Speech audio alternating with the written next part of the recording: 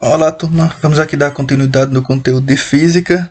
Nas últimas aulas a gente tinha trabalhado sobre quantidade de calor, como é que vai determinar, como é que acontece no sistema a variação de temperatura.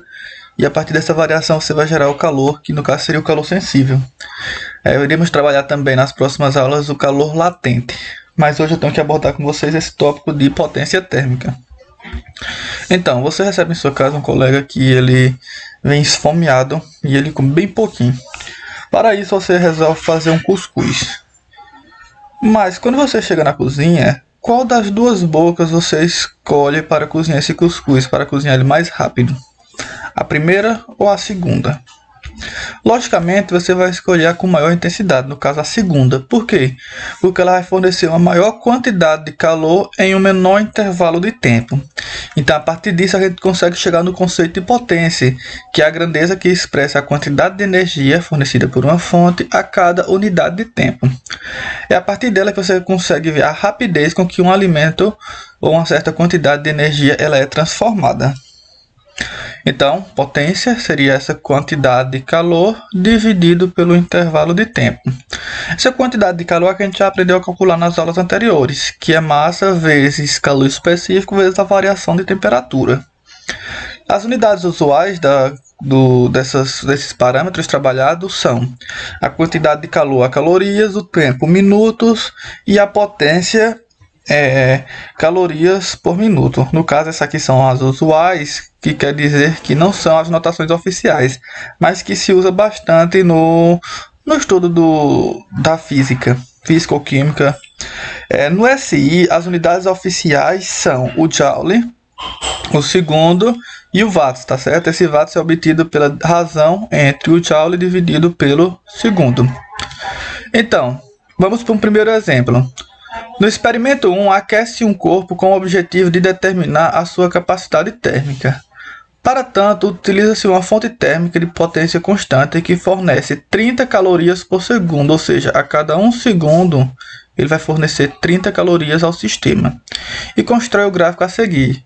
Determine a quantidade de calor e a capacidade térmica do sistema. Então, a gente tem aqui esse gráfico. Nesse gráfico, no tempo zero, inicialmente ele está a uma temperatura de 20 graus Celsius.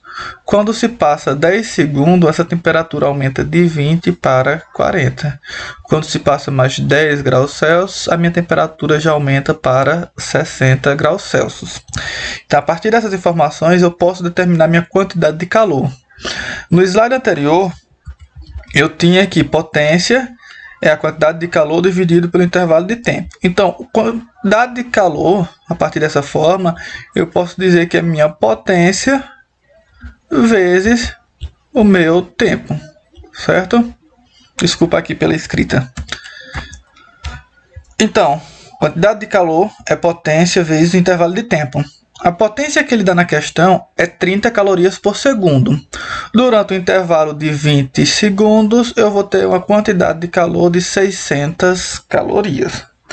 Para eu determinar a capacidade térmica, eu vou utilizar a fórmula da aula anterior, que é capacidade térmica, que é o Czão, é a quantidade de calor dividido pela variação de temperatura.